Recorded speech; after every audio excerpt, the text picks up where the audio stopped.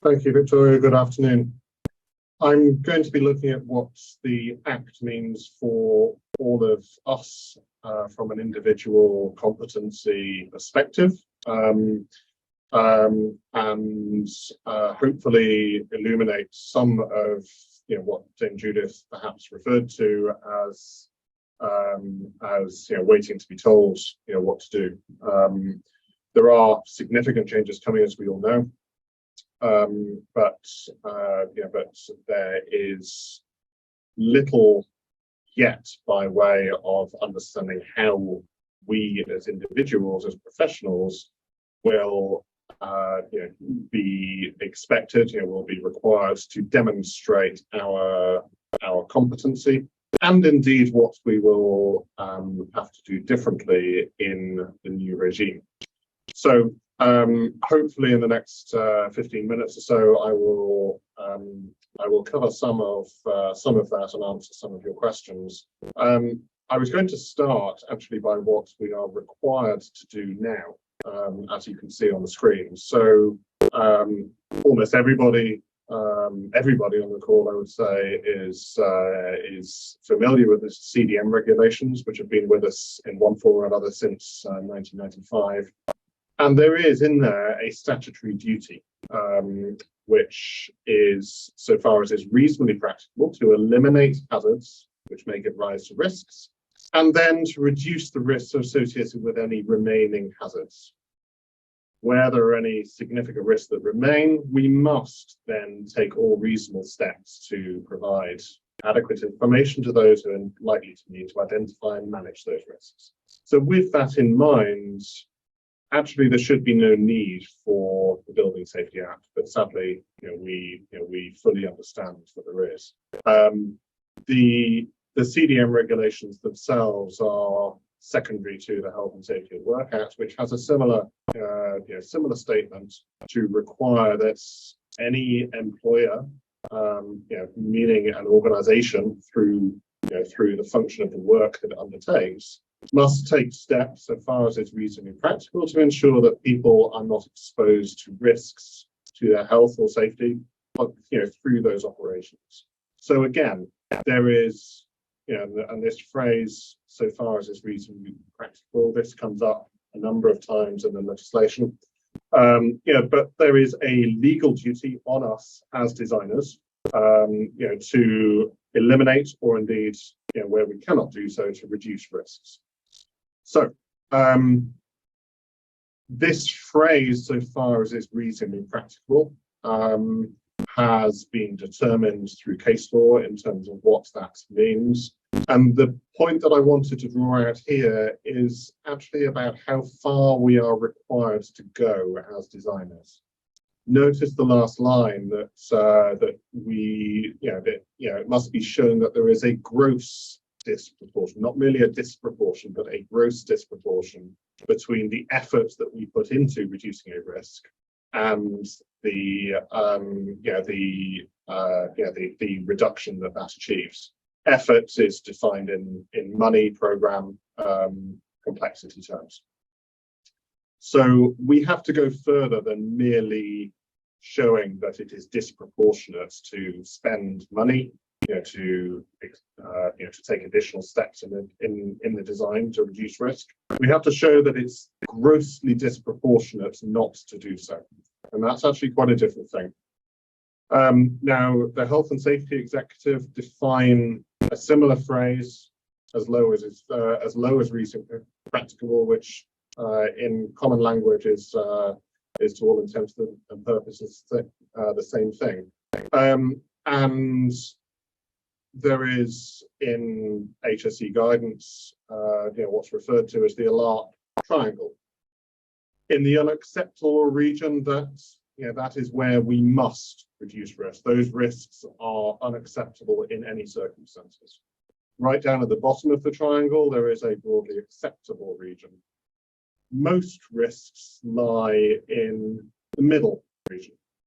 And it is clear, it is easy to give examples of what might be unacceptable or trivial in terms of the risks. In practical terms, it's because the majority of risks lie in the Arup region, it is more difficult in practice. Subjective decision making is something that is required of us as professionals. Yeah, the HSC gives some examples. You can see those on the right-hand side, and I think we would all agree that spending £1 million to prevent the deaths of 150 people is not a lot to spend. At the other end of the scale, spending £1 million to prevent a few bruised knees is obviously grossly disproportionate. As I say, the majority of what we will be dealing with in the design of buildings lies between those two extremes. But those are the decisions that we have to navigate and to advise our clients on in terms of the decisions that they should be making about the costs, the design that results in the design of a building, program, planning, and other considerations. To bring that to life, a little more fictional example, there are thousands of buildings such as the one on the screen around the country. Many such buildings have now or are now being converted into flats. This might be a disused mill building that is falling into disrepair, perhaps is listed and is a heritage asset in the geography in which it's located. To bring that building back into use, a developer perhaps proposes to convert it into let's say 150 apartments. The context that they are working within in local planning law may be that that say 20% of those apartments have to be affordable housing, and that is defined in terms of 30% of local average gross household income must no more than 30% must go to either rent or mortgage repayments on that property. So that represents a limit on the maximum purchase price of the apartments in this block. And similarly, in overall budgetary terms, we might be talking about £30 million, for example, based on average purchase prices with that proportion of affordable housing. There may also be community space, which is incorporated into the building to connect the building better with the community in which it is located and animate the building. Some of the considerations that we will have to make as structural engineers are listed on the screen. Starting at the top, should resistance to disproportionate collapse of this building be improved by improving horizontal and vertical tying? On a basic quality factual argument, I think most of us would agree that that would be a good thing. Should it be improved if the cost materially increases the budget? That's a little bit more of a difficult decision to navigate, because what does materially increase mean? What is the effect on the parameters that I mentioned at the top of the slide? And what is the effect on the developer's profit? What is a reasonable profit for a developer to make on a scheme like this? If you go further, should the resistance to collapse be improved if that cost is materially increased to a point where the scheme is no longer commercially viable and therefore does not proceed at all? The consequence of that would be that the building continues to be disused, derelict, falling into disrepair, and serving no functional value. It may, in fact, be an attraction for crime, vagrancy, activities which detract from the local community rather than contribute positively to it. So these are difficult decisions, but these are decisions that in the new regime we will have to make. Interestingly, the building regulations are silent in terms of the conversion of a building like this to residential accommodation in terms of approved document A3, which is design against disproportionate collapse. in fact, is more than silent.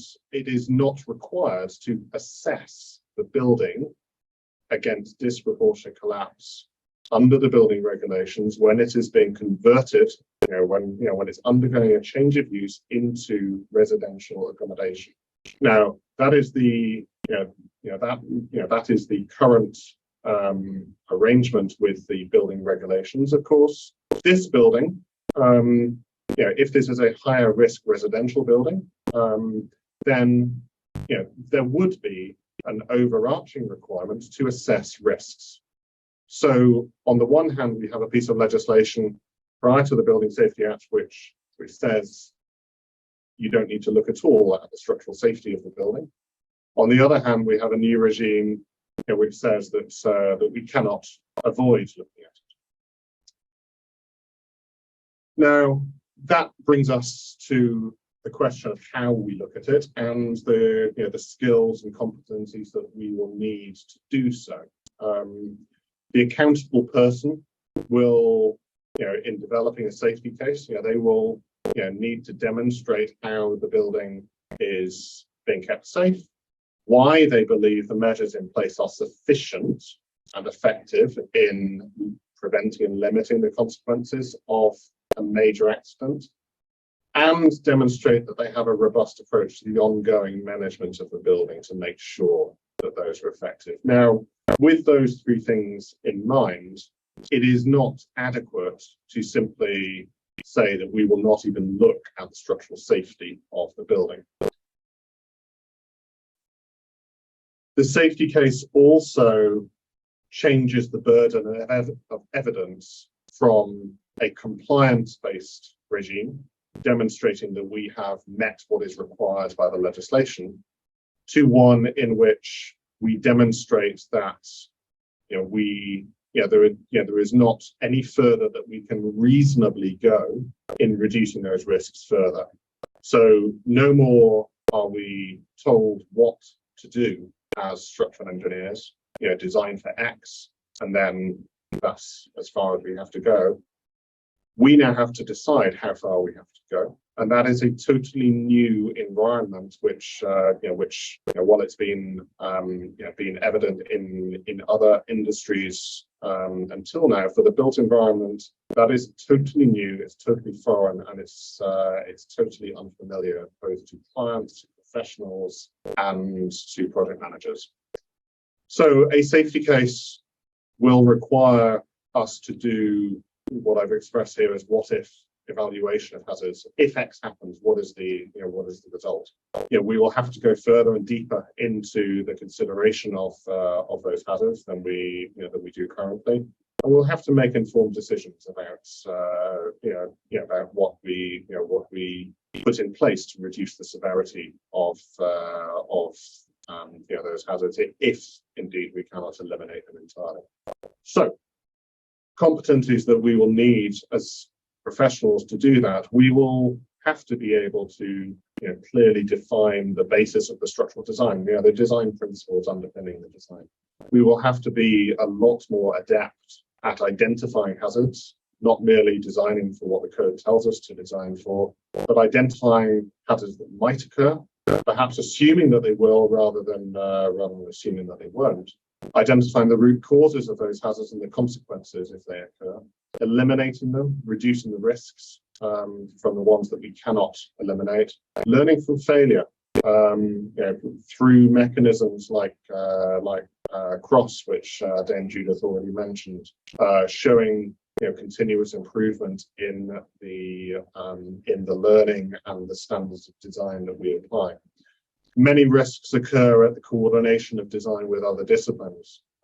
So managing those risks, managing what I've described as risk at the interface, specifying, controlling and supervising design that's undertaken by others out with our immediate control. That itself introduces risks. Ultimately, as the structural engineer for the building, we are responsible for ensuring that that design is specified and controlled in a way that ensures that the design intent is met.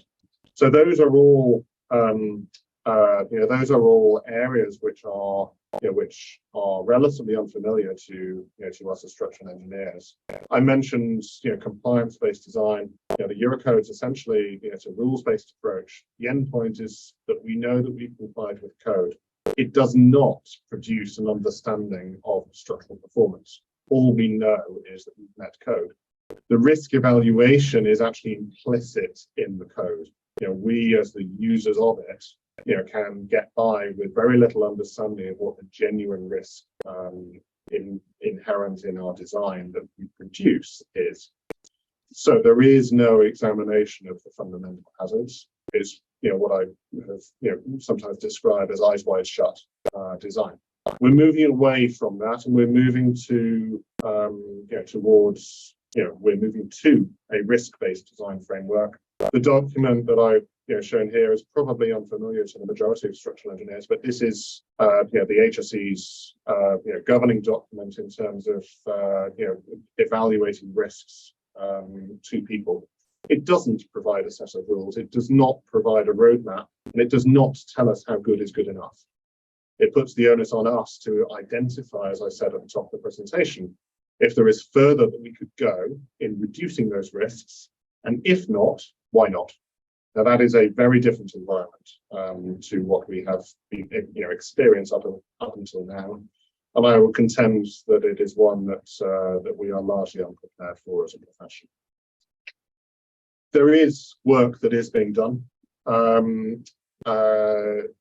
In my capacity as the chair of the structural working group for Engineering Council on contextualized registers for the Building Safety Act, there is a framework that we have developed, which sets out the Engineering Council's view, informed by professional engineering institutions, about how what competencies are required of structural engineers for the new regulatory regime.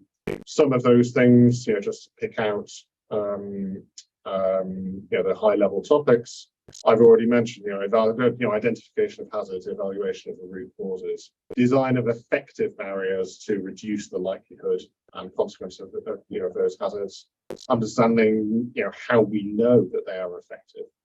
So criticality of those barriers is important, and the quality assurance associated with the design of areas of our design that are safety critical. Dealing with uncertainty and sensitivity in the design. We don't generally know what the strength or stiffness or withstand of our buildings are. We know that they are within bounds, but we don't actually know, and that produces uncertainty. Similarly, specifying design for execution by others introduces uncertainty, the risk of misinterpretation. So putting in place effective checking arrangements to manage the risk of human error, managing the risk arising from change in the design of, or construction of the building. These are all topics that Cross and its predecessor, SCOS, has highlighted as areas of risk. And this or a similar system will be what we are required to demonstrate that we have competency on, in order to demonstrate that that we are appropriate persons to work on the design of buildings like this. The likelihood is that that there will be a 5-yearly revalidation, which will resemble a professional review, and that will be required on all of us who are working on the design of buildings like this. And that's that is fundamental to regaining the confidence of the public in the profession. So that will put demands on all of us in submitting to that process, demonstrating that that we are competent to do the design that we are undertaking. So in conclusion, 3 points: if we want to continue to develop buildings like this one, there is a fundamental shift in the approach that we will be taking to the design of buildings like this. That is coming. There is an emphasis on demonstrating why we cannot do more to reduce the risks, not merely to do minimum or to do what the code requires. Gone are the days where we can simply say, well, we've done horizontal and vertical ties and designed for 34 kilopascals. That's all that I'm required to do. And thirdly, there will be an external demonstration of competence as an underpinning requirement in order to undertake that design. So with that, thank you very much, and Victoria, back over to you.